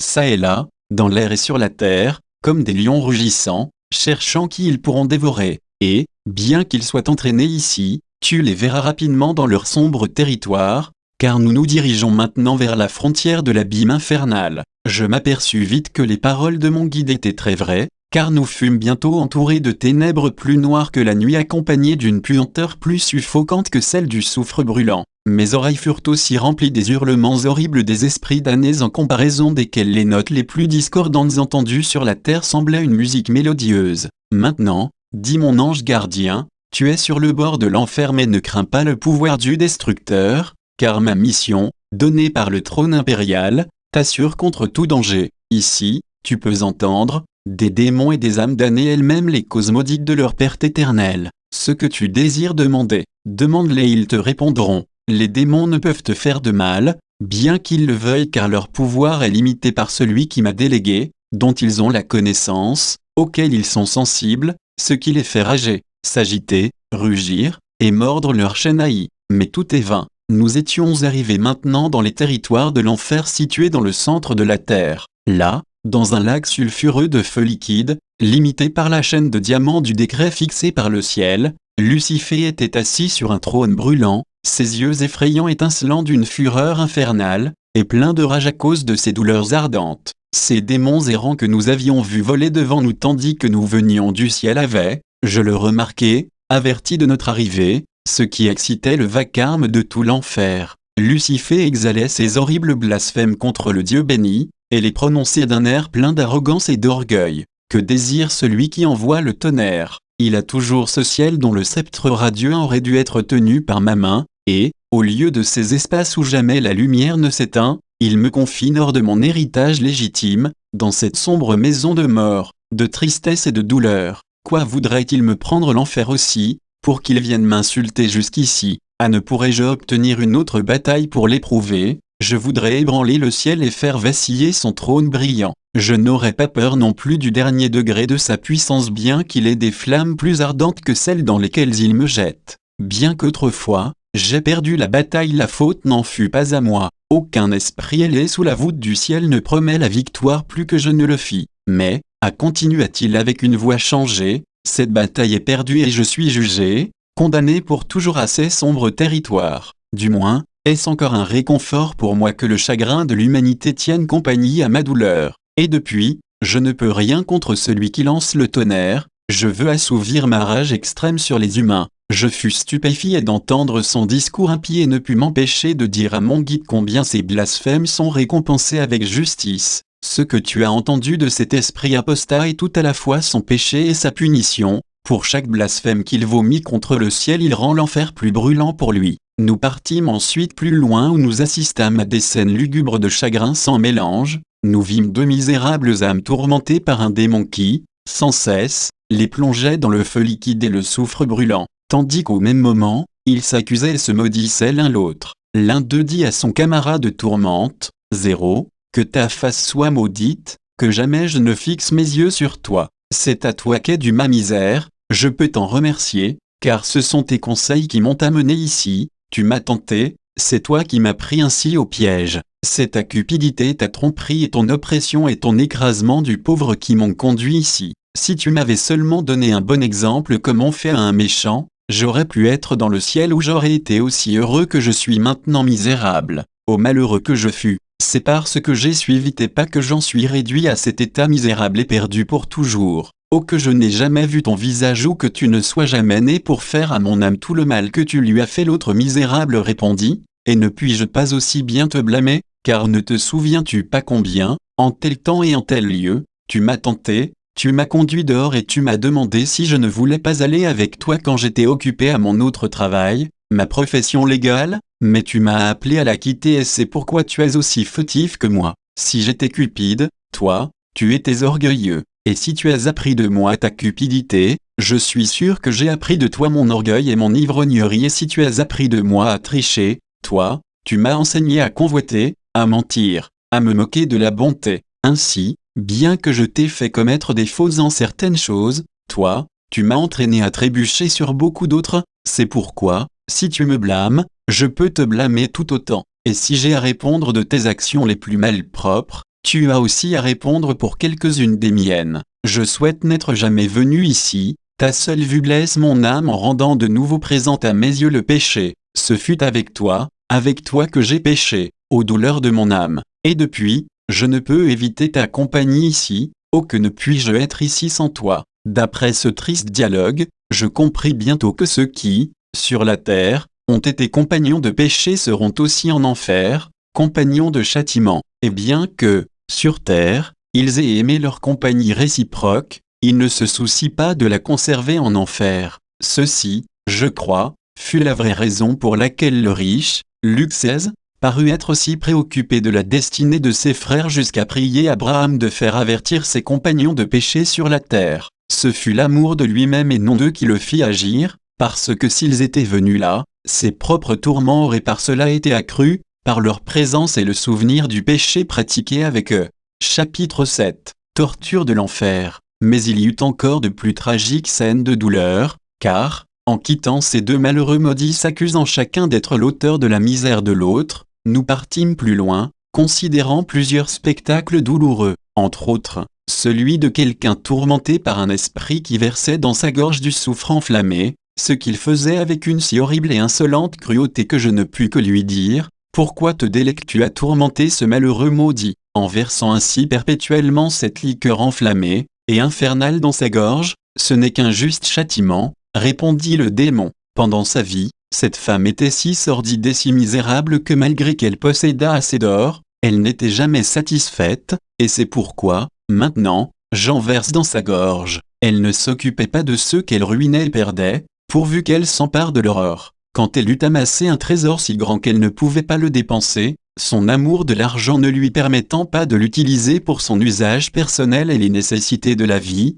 elle allait souvent avec l'estomac vide. Bien que ses coffres soient pleins, elle s'arrangeait pour se nourrir aux dépens des autres. Quant à ses vêtements, où ils ne vieillissaient jamais, où ils étaient toujours si rapiécés qu'il était difficile de dire quel morceau était l'original. Elle n'avait pas de maison parce qu'elle ne voulait pas payer d'impôts, ni aucun trésor en main par peur d'être volée. Elle ne plaçait pas son or, n'achetait pas d'obligations ou de valeurs bancaires de peur d'être trompée, quoiqu'elle trompât toujours tant qu'elle pouvait, et était elle-même une si grande tricheuse qu'elle frustrait son corps de sa propre nourriture et son âme de miséricorde. Puisque l'or a été son Dieu sur la terre, n'est-il pas juste qu'elle en ait le ventre rempli en enfer? Quand son tourmenteur eut fini de parler, je demandai s'il disait la vérité, oui ou non. Elle me répondit, non, à mon grand chagrin, ce qu'il dit est faux. Comment, dis-je? À votre grand chagrin, oui, à mon grand chagrin, dit-elle, parce que, si ce que mon bourreau vous dit était vrai, je serais plus satisfaite. Il vous dit que c'est de l'or qu'il verse dans ma gorge, mais c'est un démon menteur et il parle faussement. Si c'était de l'or, je ne me serais jamais plainte. Mais il m'abuse, et au lieu d'or, il me donne seulement du soufre horrible et fétide. Aurais-je mon or, je serais heureuse encore. Si j'en avais ici, je l'emploierais entièrement à corrompre le ciel pour pouvoir être éloigné de ce lieu. Je ne puis m'empêcher de dire à mon guide combien j'étais stupéfait d'entendre une malheureuse en enfer même se cramponner ainsi à ses richesses, malgré qu'elle ait dû les laisser sur la terre et que, maintenant, elle se trouve entre les mains de ses bourreaux. Ceci peut te convaincre, dit-il, que le péché est le plus grand de tous les maux, et quand l'amour du péché règne dans une vie, la plus grande punition d'un homme est d'être abandonné à cet amour. L'amour de l'or, auquel cette créature maudite s'était abandonnée et qui la poursuit jusqu'ici sans qu'elle puisse le satisfaire, est un châtiment plus pénible pour elle que celui que les esprits mauvais lui infligent en ce lieu. Oh, dis-je, ne serait-il pas possible aux hommes méchants, sur terre, d'appliquer un petit moment l'oreille à la bouche de l'enfer et d'entendre les cris effrayants des âmes damnées? Ils ne pourraient plus jamais aimer le péché. La Bible nous dit, d'autre part, que ceux qui n'écoutent pas la parole prêchée par les serviteurs de Dieu, pas plus qu'ils n'ont de respect pour ce qu'elle contient, ne se laisseraient pas persuader, même si quelqu'un venait droit de l'enfer pour les avertir. Nous n'arrivâmes pas beaucoup plus loin avant d'apercevoir une âme damnée étendue sur un lit de fer brûlant, presque étouffée par le soufre, et qui criait comme quelqu'un en proie à une angoisse mortelle, avec une note de désespoir qui me fit exprimer à mon guide le désir de nous arrêter un moment pour que je puisse écouter plus attentivement ce qu'elle disait, et c'est ainsi que je l'entendis parler comme suit. Ô misérable damné, perdu pour toujours, ô sémo tuant, pour toujours. 1 millier de milliers d'années ne serait-il pas suffisant pour porter cette douleur que si je pouvais la fuir, je ne voudrais pas supporter pour 1 millier de mondes? Non, non, ma misère n'aura jamais de fin, après le 1000 milliers d'années, ce sera encore pour toujours. Ô malheureux état vraiment est-ce, pour toujours qui est l'enfer de l'enfer. Ô malheureux maudit, maudit pour toute l'éternité. Comment me suis-je perdu volontairement? Oh, de quelle immense folie me suis-je rendu coupable en choisissant le plaisir bref et momentané du péché au prix coûteux de la souffrance éternelle. Combien de fois ne m'a-t-on pas dit qu'il en serait ainsi? Combien de fois n'ai-je pas été engagé à quitter ces sentiers de péché qui me conduiraient sûrement aux chambres de la mort éternelle? Mais non, tel l'aspic sourd, je ne prêtais point l'oreille à ces enchanteurs qui parlaient si sagement. Ils m'ont dit souvent que les brefs plaisirs de la vie se termineraient rapidement dans les peines éternelles, et maintenant, une trop triste expérience me le montre, me le dit ainsi, en vérité. Mais il est trop tard pour y remédier car ma situation est fixée pour jamais dans l'éternité. Pourquoi ai-je eu une raison à me donner? Pourquoi ai-je été fait avec une âme immortelle et en ai-je si peu pris soin? Ô combien ma propre négligence me perce à mort, et cependant, je sais que je ne peux pas, que je ne dois pas mourir, mais vivre une vie mourante plus mauvaise que 10 000 morts. Et pourtant, une fois, j'ai pu y remédier et je n'ai pas voulu. Oh, c'est le ver qui ronge et ne meurt point. J'aurais pu une fois être heureux, une fois le salut me fut offert et je l'ai refusé. Oh, ne m'aurait-il été offert qu'une fois mon refus eût été une impardonnable folie, mais il m'a été offert 1000 fois, et cependant, misérable que je fus, je l'ai 1000 fois refusé. Au péché maudit qui, avec ses plaisirs trompeurs ensorcelle l'humanité et la conduit à la ruine éternelle. Dieu a si souvent appelé, mais j'ai autant de fois refusé, il a étendu son bras, mais je n'ai pas voulu comprendre, que de fois j'ai réduit à néant son conseil, que de fois j'ai refusé sa réprimande. Mais maintenant, la scène est changée, le cas est autre, car maintenant, il rit de ma détresse, se moque de la destruction qui fond sur moi. Dieu m'avait tendu une main secourable, mais à ce moment, je n'ai pas voulu la saisir, C'est pourquoi ces peines éternelles auxquelles je suis condamné ne sont que la juste rétribution de ce que j'ai fait. Je ne pouvais entendre ces douloureuses lamentations sans réfléchir à la grâce merveilleuse que le Dieu à jamais béni m'avait montrée, louanges éternelles à son saint nom, car mon cœur me disait que pareil à ce triste damné, j'avais mérité aussi la colère éternelle, et c'est sa grâce seule qui a fait que nous différons. Ô combien ses conseils sont insondables, et qui peut pénétrer son secret divin. Après ces réflexions, je m'adressai à celui qui se plaignait si douloureusement et lui dis que j'avais entendu ses réflexions désolées, elles me faisaient comprendre que sa misère était grande et sa perte irréparable. Je lui dis que je désirais plus particulièrement savoir si quelque amoindrissement à ses souffrances était possible. Non, pas du tout. Mes douleurs sont telles qu'elles n'admettent aucun soulagement, même pas pendant un court moment. Mais la question que tu me poses me laisse comprendre que tu es un étranger ici, puisses-tu le demeurer. Ah, s'il me restait encore le moindre espoir, combien je m'agenouillerais, écrirais et prierais à jamais pour être racheté d'ici. Mais, ah, c'est en vain, je suis perdu pour toujours. Bien que tu puisses être gardé de venir dans ce lieu, je veux te dire ce que les damnés souffrent ici. Chapitre 7. Une âme perdue parle. Nos supplices, dans ce cachot infernal, sont de deux sortes, ce que nous avons perdu et ce que nous subissons. De celle-ci et de ces différents points, je parlerai ensuite. D'abord, ce que nous avons perdu. 1 degré dans ce triste et sombre séjour de misère et de chagrin, nous avons perdu la présence de Dieu à jamais béni, et c'est ce qui fait de ce séjour l'enfer. Aurions-nous perdu 1000 mondes, ce ne serait pas autant que cette seule perte. Si le moindre rayon de sa grâce pouvait entrer ici, nous pourrions être heureux, mais nous l'avons perdu pour notre malheur éternel. 2 degrés de même ici, nous avons perdu la compagnie des saints et des anges, et à leur place, nous n'avons rien, sauf les démons qui nous tourmentent. 3 degrés ici, nous avons aussi perdu le ciel, le siège de la bénédiction. Il y a un profond abîme entre nous et le ciel de sorte que nous en sommes exclus pour toujours. Ces portes éternelles qui introduisent le racheté dans la joie sont maintenant et pour toujours fermées pour nous. 4 degrés pour que notre misère soit rendue encore plus douloureuse. Nous avons perdu l'espoir de jamais parvenir à une situation meilleure, ce qui rend notre condition vraiment sans espérance. Le plus misérable sur la terre garde cependant un espoir en réserve, et c'est pourquoi un proverbe populaire dit que s'il n'avait pas d'espoir, le cœur se briserait. Nos cœurs pourraient bien se briser depuis que nous sommes ici à la fois sans espoir et sans secours. C'est ce que nous avons perdu qui est assez grand, quand on y pense, pour déchirer, lacérer et ronger nos misérables âmes à jamais. Pourtant, aussi c'était tout. Mais nous avons la perception de la douleur aussi bien que de la perte. Et maintenant que je t'ai montré ce que nous avons perdu, je vais te montrer ce que nous subissons. 1 degré en premier lieu, nous subissons une grande variété de tourments, nous sommes tourmentés de 1000 façons. Ceux qui ont été affligés sur la terre ont souffert rarement de plus d'un mal à la fois, mais s'il avait eu en même temps la peste, la goutte, la pierre et la fièvre, combien ils se trouveraient malheureux. Cependant, tout cela n'est que la piqûre d'une puce en comparaison de ces douleurs poignantes et intolérables que nous endurons.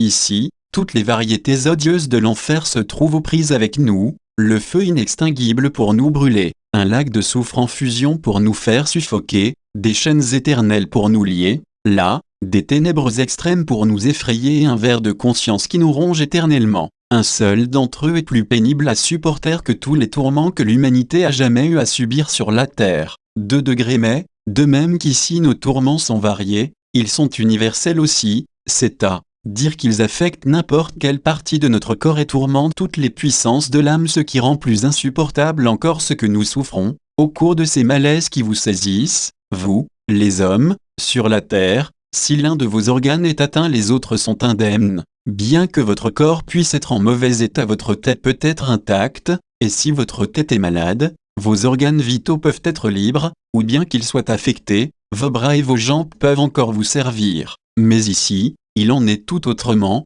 toutes les parties de l'âme et du corps sont tourmentées à la fois. L'œil est tourmenté par la vue des démons qui lui apparaissent sous les formes les plus horribles et les noirs aspects que le péché peut leur donner. L'oreille est continuellement tourmentée par les hurlements éclatants et les continuelles clameurs des damnés, les narines, à cause des flammes sulfureuses, la langue, par des ampoules brûlantes, et le corps tout entier roule dans les flammes du feu liquide, et toutes les puissances et les facultés de nos âmes sont tourmentées. L'imagination par la pensée de la douleur présente, la mémoire par ces réflexions sur le ciel que nous avons perdu et toutes les occasions que nous avions eues d'être sauvés. Nos cerveaux sont torturés ici en considérant comment nous avons vainement passé notre temps précieux, et combien nous l'avons mal employé. Notre entendement est tourmenté à la pensée de tous nos plaisirs passés, de nos afflictions présentes, et de nos futurs chagrins qui devront durer à jamais, et nos consciences sont torturées par un ver qui ronge continuellement. 3 degrés. Autre chose qui rend notre misère terrible est l'excès de nos tourments. Le feu qui nous brûle est si violent que toute l'eau de la mer ne suffirait à l'éteindre.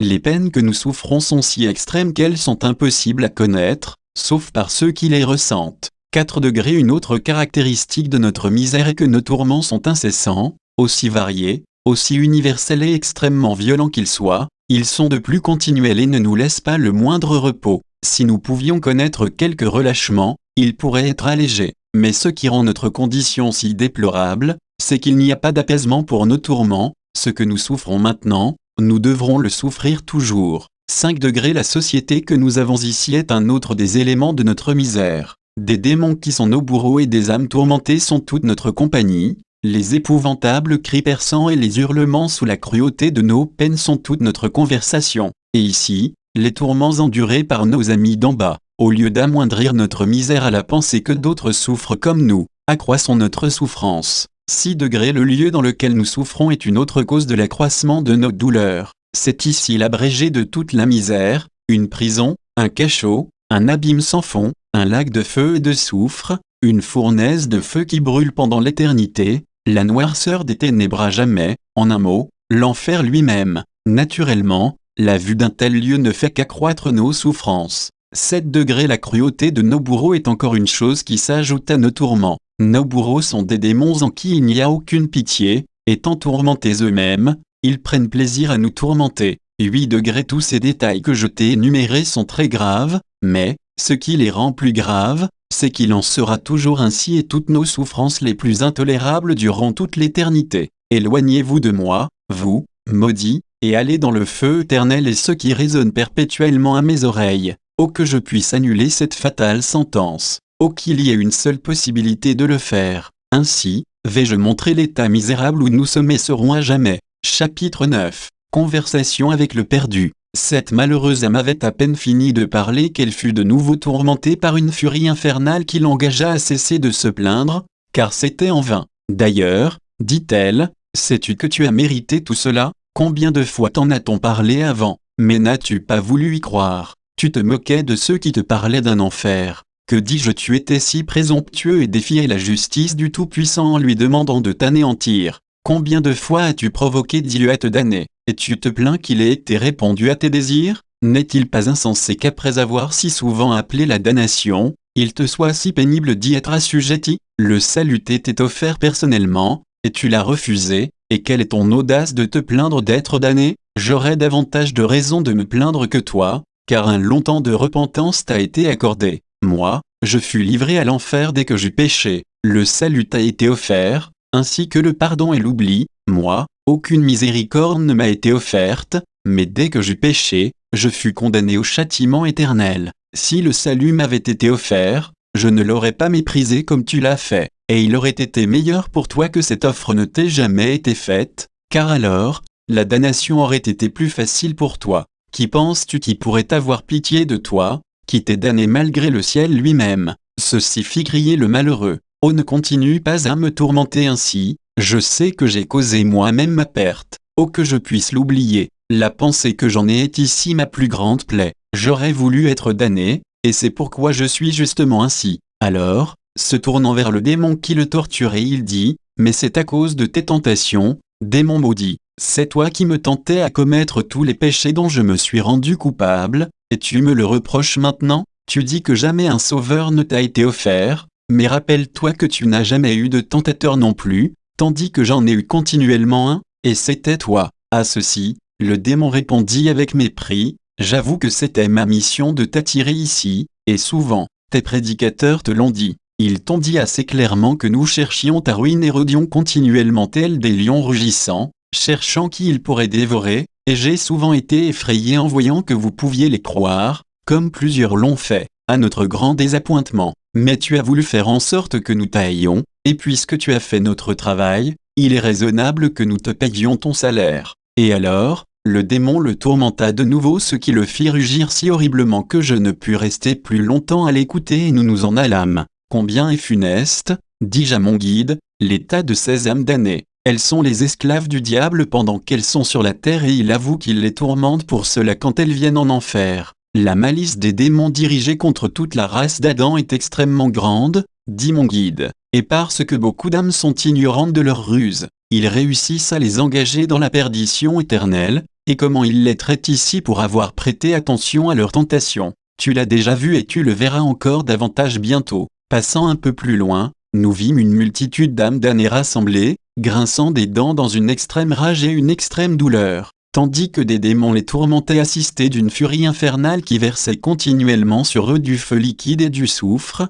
Ces damnés pendant ce temps maudissaient Dieu, et ceux qui étaient au-dessus d'eux blasphémaient d'une manière effroyable. Je ne pus m'empêcher de demander à un démon qui les tourmentait qui étaient ceux qu'il traitait si cruellement. Il me dit, ce sont ceux qui le méritent bien. Ce sont ces misérables maudits qui voulaient enseigner aux autres le droit chemin pour arriver au ciel, tandis qu'eux-mêmes chérissaient tellement l'enfer qu'ils sont venus ici. Ce sont ces âmes qui ont été les grands agents de l'enfer sur la terre, et c'est pourquoi elles méritent une particulière attention en enfer. Nous employons tous nos soins à donner à chacun d'eux sa plus grande part de tourment, qu'ils soient assurés d'en avoir une pleine mesure car ils ont non seulement à répondre pour leurs propres péchés, mais aussi pour les âmes qu'ils ont égarées à la fois par leur doctrine et par leurs exemples. Je dis, parce qu'ils ont été de ni bons pourvoyeurs de l'enfer, comme tu dis, il me semble que la reconnaissance devrait vous obliger à les traiter avec un peu plus de bonté. À mes paroles, ce démon impudent répondit d'une manière dédaigneuse. Ceux qui espèrent de la gratitude de la part des démons ont tort. La reconnaissance est une vertu et nous haïssons toute vertu et nous professons contre elles une inimitié sans borne. D'autre part, nous haïssons toute l'humanité et si c'était en notre pouvoir, aucun homme ne serait heureux. Il est vrai que nous ne leur parlons pas ainsi sur la terre, car c'est notre travail de les flatter et de les abuser, mais quand nous les avons ici où ils sont suffisamment attachés, car de l'enfer, il n'y a pas de rachat, nous les convainquons bientôt de la folie qu'ils ont eue de nous croire. De l'explication donnée par ce démon ainsi que d'autres, je ne pus que considérer la grâce indicible et infinie par laquelle les pauvres pécheurs sont amenés au ciel, et réfléchir au nombre de pièges et d'appâts déposés par l'ennemi des âmes pour les attraper le long du chemin. C'est pourquoi le Fils béni de Dieu a réalisé une œuvre de si grande valeur en sauvant son peuple de ses péchés, en le délivrant de la colère à venir. Mais c'est une folie inconcevable et de la démence pour l'homme de refuser les offres de sa grâce et de se joindre au destructeur. Continuant un peu plus loin, j'entendis un maudit se lamenter sur un ton accablant au sujet des hommes qui l'avaient entraîné en ce lieu. J'ai su, dit-il, par ceux de qui je dépendais et qui pensaient je pouvais me renseigner exactement, que si je disais seulement « Seigneur, aie pitié de moi quand j'allais mourir », c'était suffisant pour me sauver. Mais, ô combien je me suis trouvé trompé misérablement, à mon chagrin éternel. Hélas, j'ai crié, miséricorde à mon lit de mort et ai trouvé que c'était trop tard. Ce maudit démon qui m'avait dit alors que je serais suffisamment sauvé, m'a dit ensuite que ce serait trop tard et que l'enfer devait être mon partage. Tu vois que je t'ai bien dit la vérité, finalement, dit le diable et alors, tu ne voudrais pas me croire. Une très jolie affaire, penses-tu tu as passé tes jours dans la poursuite du péché, tu t'es vautré dans la boue et tu voudrais aller au ciel après ta mort. Qui donc, à moins d'être fou, penserait qu'il pourrait jamais en être ainsi? Non, celui qui, sérieusement, entend aller au ciel après sa mort doit marcher, tandis qu'il vit, dans les chemins de la sainteté et de la vertu. Tu dis que certains de tes compagnons de débauche t'ont enseigné qu'en disant à ta dernière heure, Seigneur, aie pitié de moi, c'était suffisant pour ton salut. Très belle excuse. Tu aurais pu savoir, si tu t'étais seulement donné le loisir de lire la Bible, que, sans la sanctification, nul ne verra le Seigneur. C'est pourquoi voici ce dont il s'agit, tu as voulu vivre dans tes péchés aussi longtemps que tu as pu. Tu ne les as pas quittés à la fin parce que tu ne les aimais plus, mais parce que tu ne pouvais pas les pratiquer plus longtemps. Et tu sais que c'est vrai. Et pourrais-tu avoir l'impudence de penser aller au ciel avec l'amour du péché dans ton cœur? Non, non, il n'en est pas question. Tu as été assez souvent averti pour faire attention à ne pas être déçu, car Dieu ne veut pas qu'on se moque de lui, mais ce que tu as semé, tu dois aussi le récolter. Aussi, tu n'as pas raison de te plaindre d'autre chose que de ta propre folie, si tu vois que maintenant, il est trop tard. Ce discours du démon est poignant pour le pauvre malheureux tourmenté, dis-je à mon guide, et se rapporte au cas de beaucoup d'âmes qui sont actuellement sur la terre aussi bien qu'à celles qui sont en enfer, mais ô combien elles doivent juger autrement dans le triste état où elles sont, que lorsqu'elles étaient sur la terre. La raison en est, répondit mon ange gardien, qu'elles n'ont pas voulu tenir compte de ce que serait l'effet du péché, ni quel mal il représente, pendant qu'elles étaient sur terre. C'est cette étourderie qui cause la perte de milliers de personnes qui ne prennent pas garde à ce qu'elles font, ni où elles vont, jusqu'à ce qu'il soit trop tard pour apporter un remède à la situation. Chapitre 10. Un athée en enfer. Nous n'étions pas allés beaucoup loin que déjà, nous en entendions un autre qui se tourmentait et accroissait sa propre misère en pensant au bonheur des âmes rachetées. Notre attention fut détournée de prêter l'oreille plus longtemps aux douloureuses réflexions personnelles de cette pauvre créature perdue en voyant un grand nombre de démons frappant sans arrêt une troupe nombreuse d'âmes misérables avec des fouets à nœuds d'acier brûlants, tandis qu'ils rugissaient avec des cris si perçants et si lamentables. Je pensais qu'un peu de pitié pourrait être mêlée à la cruauté elle-même, ce qui me fit dire à un des bourreaux, « Oh, arrête ta main, et n'agis pas aussi cruellement envers ceux qui sont vos camarades, et que, peut-être, vous avez vous-mêmes entraîné dans toute cette misère. » « Non, » répondit le tourmenteur, très poliment, « bien que nous soyons suffisamment mauvais, aucun démon, cependant, ne l'est autant qu'eux, ni ne s'est rendu coupable de tant de crimes que ceux-ci, car nous savons tous qu'il y a un Dieu, bien que nous le haïssions, mais ceux-ci n'ont jamais voulu reconnaître, tant qu'ils ne sont pas venus ici, qu'il y avait un tel être. Alors, dis-je, ce sont des athées, une misérable sorte d'homme, vraiment, et qui aurait aimé me perdre, si la grâce éternelle ne l'avait évité. J'avais à peine fini de parler que l'un des malheureux torturés cria d'un accent plein de tristesse, « Assurément, je connais cette voix, ce doit être Epennetu. » Je fus étonné d'entendre prononcer mon nom par quelqu'un de la troupe infernale, c'est pourquoi, désireux de savoir qui c'était, je répondis, « Oui, je suis Epennetu, mais qui es-tu, dans ce triste état de perdition, pour que tu me connaisses ?» L'inconnu damné répondit, « Je t'ai bien connu sur la terre, et je t'avais presque persuadé de partager mon opinion. Je suis l'auteur du livre célèbre dont le titre est si bien connu, Léviathan. »« Quoi, le grand homme, dis-je, es-tu ici ? Ta voix est si changée que je ne l'ai pas reconnue. »« Hélas, répondit-il, je suis cet homme malheureux, en vérité, mais je suis si loin d'être grand que je suis l'un des plus misérables en ces territoires couverts de suie. Rien d'étonnant que ma voix soit changée, car maintenant, je suis changé dans mes principes, mais trop tard pour que ce changement m'apporte un bien, car maintenant, je sais qu'il y a un Dieu, mais, je souhaiterais qu'il n'existe pas, car je suis sûr qu'il n'aura pas pitié de moi, et il n'y a pas de raison pour qu'il en éprouve. Je confesse que je fus son ennemi sur la terre, et maintenant, il est le mien en enfer. C'est cette malheureuse confiance que j'ai eue dans ma sagesse propre qui m'a conduit ici. Ta situation est misérable et,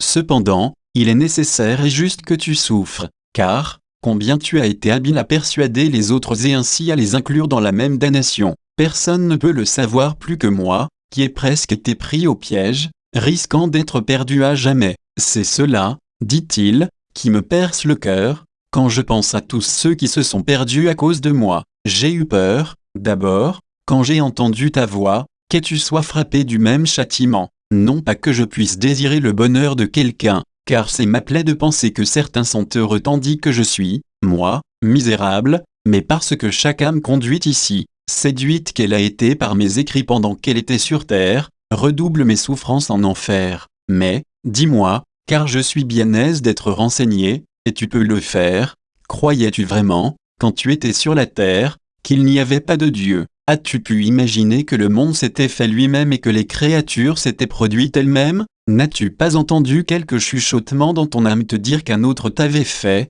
et non pas toi-même? Et n'as-tu jamais eu aucun doute sur cette question? J'ai souvent entendu dire que, bien que beaucoup professent qu'il n'y a pas de Dieu, pas un ne le pense, et il serait étrange que, parce qu'il n'y en a pas un, qu'ils puissent porter en eux un témoin pour ce Dieu qu'ils nient. Tu peux dire si c'est oui ou non, et tu n'as plus de raison, maintenant, pour celer tes sentiments. Je ne le désire pas non plus, Epennetu, répondit-il, bien que mes remords soient renouvelés quand je pense à ces choses. Au début, j'ai cru qu'il y avait un Dieu, mais plus tard, tombant dans le péché et dans la mauvaise conduite qui m'exposait à sa colère, j'eus quelque espoir secret que Dieu n'existait pas, car il est impossible de concevoir qu'il y ait un Dieu sans penser en même temps qu'il est juste et droit, et, en conséquence, qu'il est obligé de punir ceux qui transgressent sa loi. Ceci étant, j'avais conscience d'être moi-même exposé à sa justice, ce qui me le fit haïr, et me fit désirer qu'il n'existât pas. Mais continuant de me conduire mal,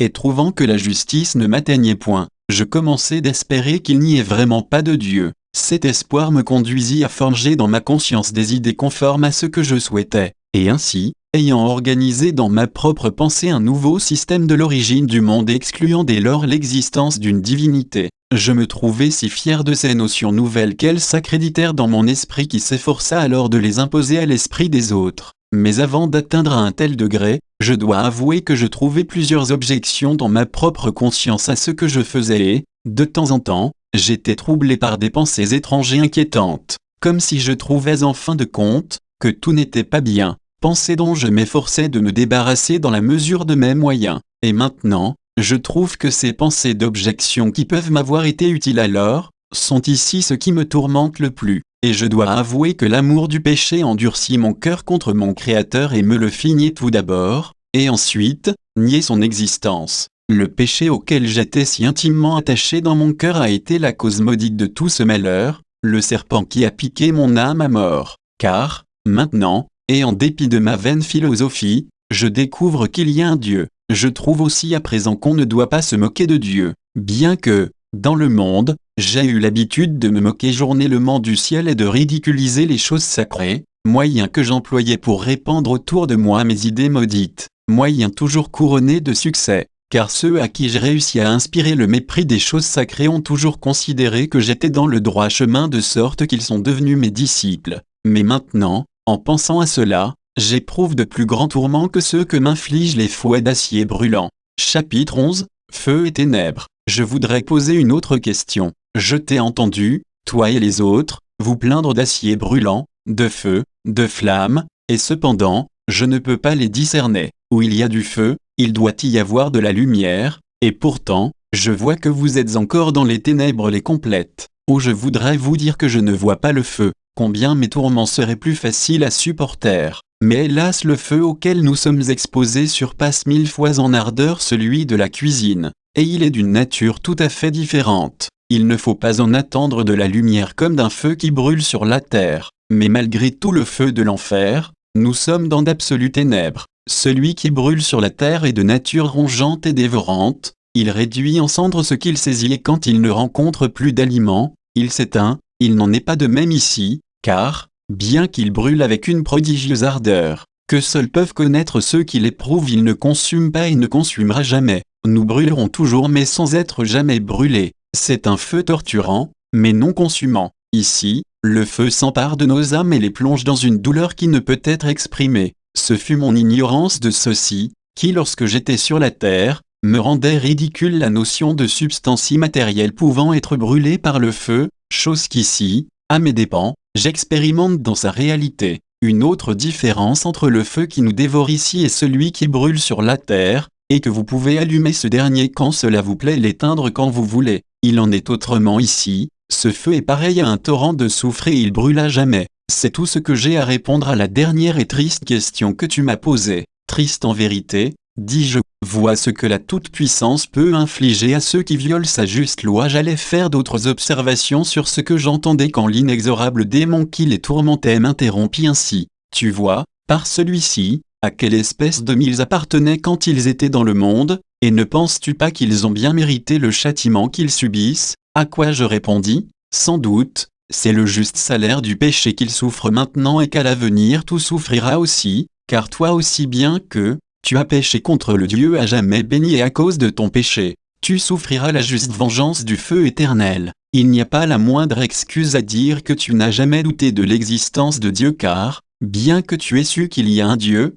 tu t'es révolté contre lui. C'est pourquoi tu seras puni justement par la privation éternelle de la présence du Seigneur et de la gloire de sa puissance. Le démon répondit à cela, c'est vrai, nous savons que nous serons punis comme tu l'as dit. S'il y a une raison pour que l'humanité éprouve de la pitié pour eux parce qu'ils sont tombés à cause des tentations du diable, il en est de même pour moi et pour les autres esprits du monde inférieur car nous fûmes tentés par le brillant soleil du matin d'avoir part avec lui. et c'est pourquoi, bien que ceci aggrave le crime de Lucifer, il pourrait atténuer celui des esprits inférieurs. Alors, mon brillant conducteur qui ne leur avait pas parlé depuis notre arrivée en ces lieux, répliqua d'un ton sévère et irrité, « Zéro toi, esprit apostat, méchant esprit menteur, peux-tu affirmer de telles choses devant moi? Ne sais-tu pas que ce fut ton cœur orgueilleux qui te fit associer avec Lucifer contre le Dieu béni qui t'avait créé créature glorieuse? Mais, t'enorgueillissant dans ta beauté propre, tu désiras dominer ton Créateur béni et ainsi être prêt à faire cause commune avec Lucifer et tu as été avec lui précipité en enfer.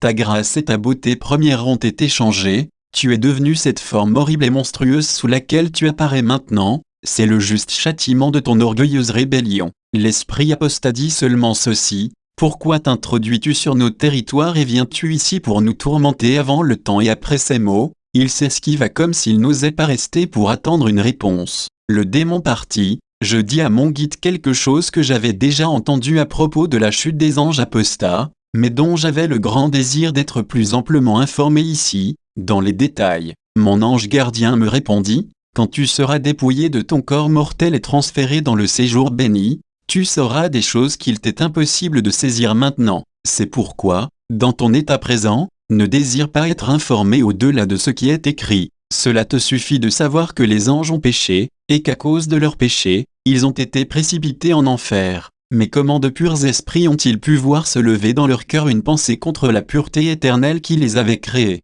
Tu n'es pas capable de le comprendre maintenant. J'ai observé, dis-je, que tous se plaignent davantage du tourment qui leur vient de leur culpabilité qui légitime la justice du châtiment. Cette obscure prison est le meilleur miroir pour considérer le péché dans ses couleurs les plus exactes, car s'il n'y avait pas la plus grande malignité dans le péché, il ne serait pas rétribué par un châtiment aussi terrible. Ta conclusion est très naturelle, mais il existe un miroir encore meilleur pour voir les démérites propres au péché, et c'est par la contemplation du Fils béni de Dieu sur la croix. Là, nous pouvons voir les affreux effets du péché. Là, nous pouvons voir sa véritable malignité, car toutes les souffrances des damnés ne sont encore que des souffrances de créatures, mais, sur la croix, tu vois un Dieu qui souffre. Assurément, dis-je, la justice et la miséricorde n'ont jamais autant triomphé et ne se sont entrebaisées qu'en cette heure fatale, car ici, la justice est pleinement satisfaite dans le juste châtiment du péché et la miséricorde a triomphé et a été satisfaite,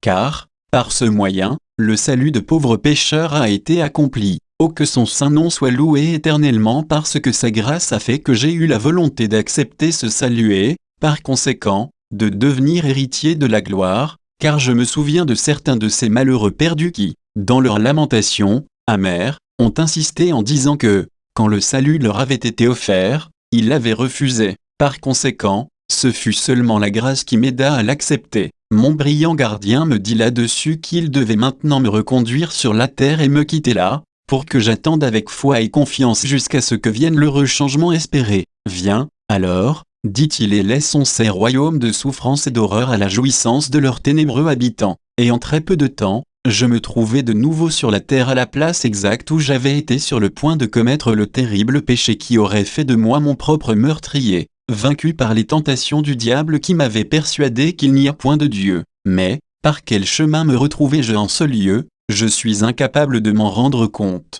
Dès que je fus à côté du banc sur lequel j'étais assis auparavant, la forme brillante par laquelle j'avais toujours été conduit me dit, « Maintenant, Épeune-tu, tu sais où tu es et je ne dois pas rester davantage avec toi. J'ai avaqué à un autre service. Loue celui qui est assis pour toujours sur le trône qui a tout pouvoir dans le ciel, sur la terre et dans les enfers, pour toutes les merveilles de son amour et de sa grâce, pour tout ce qu'il t'a montré en un si court espace de temps. » Comme j'allais lui répondre, mon guide brillant disparut et je me trouvai seul. Après avoir réfléchi quelques minutes, aux étonnantes visions que j'avais eues et aux choses merveilleuses que j'avais entendues, j'eus peine à croire que j'étais de nouveau sur la terre. Pas plus que je ne pouvais savoir pendant combien de temps j'en avais été absent. Je m'agenouillai et priai pour ne perdre jamais l'agréable sentiment de toutes les merveilles qui m'avaient été montrées, et quand je me relevai, je bénis et je louai Dieu pour toute sa bonté. De retour à la maison, je trouvai les membres de ma famille très surpris de l'étrange expression de mon visage et me considérant comme s'ils ne m'avaient jamais connu. Je leur demandai ce que signifiait leur admiration inusitée, ils me répondirent que c'était le changement de ma physionomie qui la leur causait. À quel égard, dis-je, me trouvez-vous tellement changé? Ils me répondirent, hier, tes regards étaient tellement sombres et découragés que tu semblais être la véritable image du désespoir, mais, maintenant, ton visage apparaît beaucoup plus beau et porte toutes les marques de la satisfaction et de la joie parfaite. Si vous aviez vu, dis-je, ce que j'ai vu aujourd'hui, vous ne vous étonneriez pas du changement que vous constatez. Alors, entrant dans mon cabinet de travail, je pris une plume et j'écrivis ce que j'avais entendu et vu, relatant ma vision du commencement à la fin. J'espère qu'elle produira, à ceux qui la liront, le même effet qu'à moi qui l'ai écrite. Fin. Billy Bray fut sauvé en lisant cette relation et devint l'instrument de Dieu pour conduire des milliers d'âmes à Christ.